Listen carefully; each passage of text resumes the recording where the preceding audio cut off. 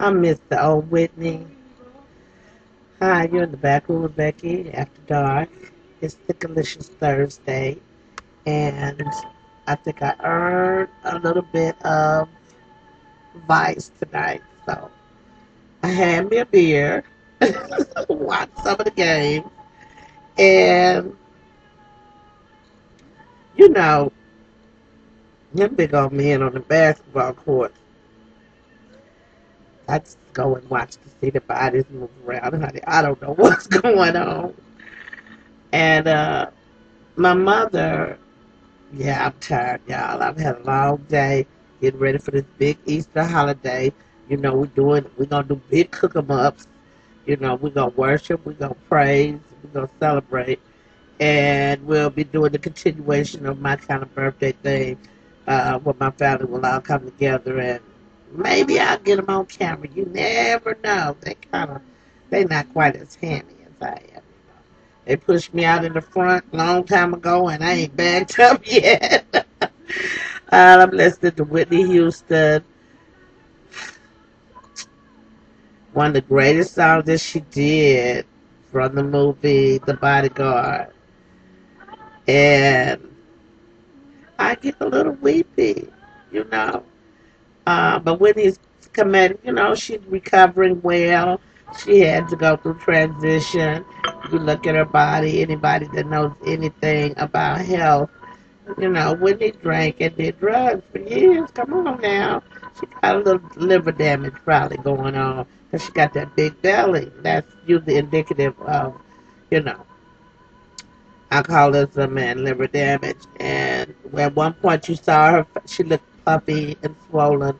Those are the steroids, Certain illnesses cause extreme inflammation throughout the body, and I'm a living witness. Steroid has sometimes saved my life because I was born with asthma and I was born with arthritis. And my mother was a smoker, so she did not know that smoking Salem cigarettes was going to F her baby up. But 2 out of 3 of us have chronic bronchitis or we had asthma. And my brothers and sisters are weight and height proportionate. So it don't even go there to the fat zone. Because that don't have nothing to do with it. I was much smaller at the onset of my asthma. But I digress. Tonight it's about, do you want a man that you can't live with or a man you can't live without? I've been talking to my BBWs all this week about love, romance, sex, and the BBW. And I know what it's like to be alone by yourself for a while. You kind of want to have that relationship where, you don't have to worry about Friday nights and what you're going to do. And, on the holidays, you're going to kick it with you and your family and all of the things that go with this. Uh, the idea in our head of what love is supposed to look like, feel like, and be like. And I want to tell you that I have dated a Mormon. He wasn't really a practicing Mormon, mind you, as he would be dating a black girl. But he was an Afro-Cuban percussionist. And because I love to dance, yes, right, I'm always somewhere dancing, baby. Don't even get it twisted. Big people is light on their feet, honey. They didn't tell you better watch something. Stuff. Oh, honey, hush. Okay. um. So yeah, I dated an Italian. I've dated a Native American. Oh, let's see. See, I'm gonna tell my age in a minute. Y'all gonna know that. Oh, she sure have had a lot of boyfriends. Yes, I have. Yes, I have, and I'm not even embarrassed about it. I feel sorry for the women that didn't get out there and live their fantasies, who were stigmatized by what other people might say or think, and so they didn't live their life. I lived my life on my own terms. My family would tell you pretty much back then what she wanted to do. So when I lay my body down and close my eyes for the last time, I will be able to say that I lived my life to the fullest, you know. And I love that quote in this now very, very popular song where the line is, everybody dies, but not everybody lives. And I think about traveling out of the country and taking exotic vacations and, just, big money splurges, things I did for my mom when I was really, in my heyday. Because the real story about Miss B is that what a lot of people don't know, um, I was in advertising and marketing, had been a daycare owner. I always worked in communications at night. That was because I was a hyper person. So, plus I had 4 stepsons that I had taken on. When I was in my 30s, I had to retire because of this bone disease. I was given medication for pneumonia, which at the time was prednisone. And with the prednisone, I was taking a cough syrup. Did not know that alcohol and steroids can cause bone degeneration, expedited bone degeneration. So here I am at really when you hit 35 and you've been in the industry, you've been there at least 15 years, or, I got out of college early, but, everybody can't do that.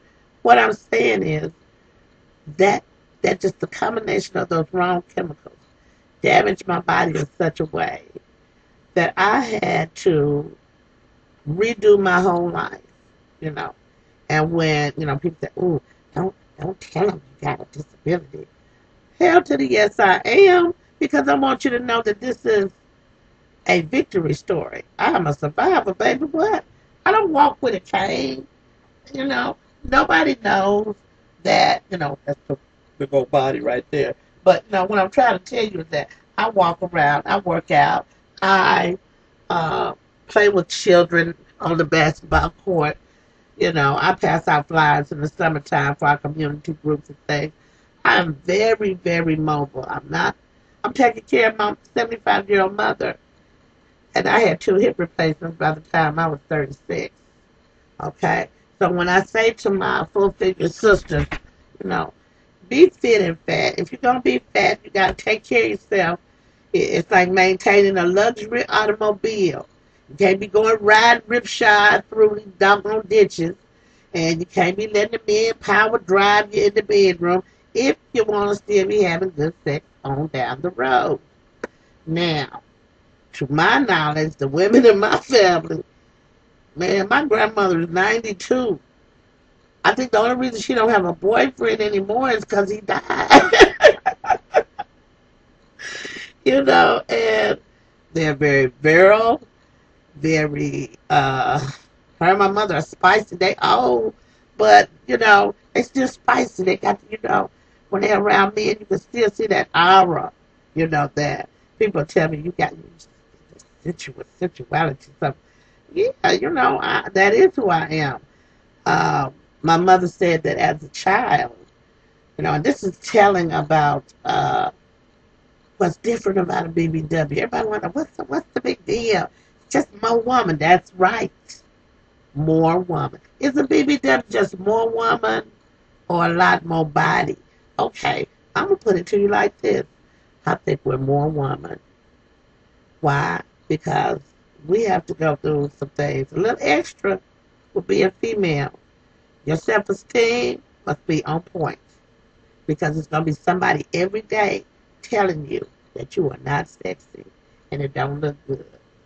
But thank God for hip-hop.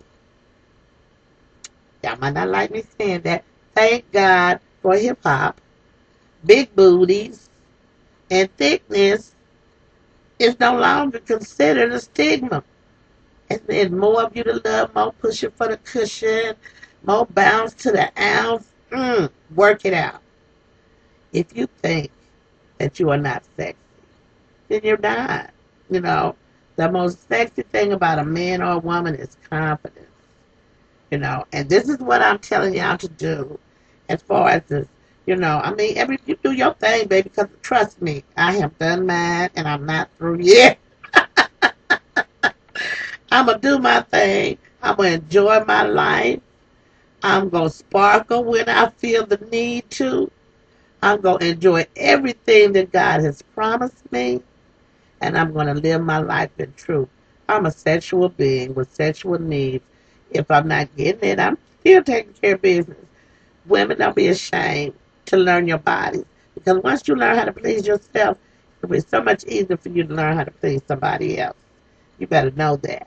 Because once you know where your spot is, you know how to lead him in a subtle way. All that muscle. You know, the butt is the gluteus maximus. Must we go there? Okay, because I found a whole cult over on my Black Planet spot. It's called the Booty Worshippers. So, amen to the booty worshippers. The 52 inches worth of ass do not upset them men because they can work with it. So, this is in the back room with Becky After Dark, and we're talking about how much can you handle? Is a BBW just too much, woman? Mm, you tell me. What people.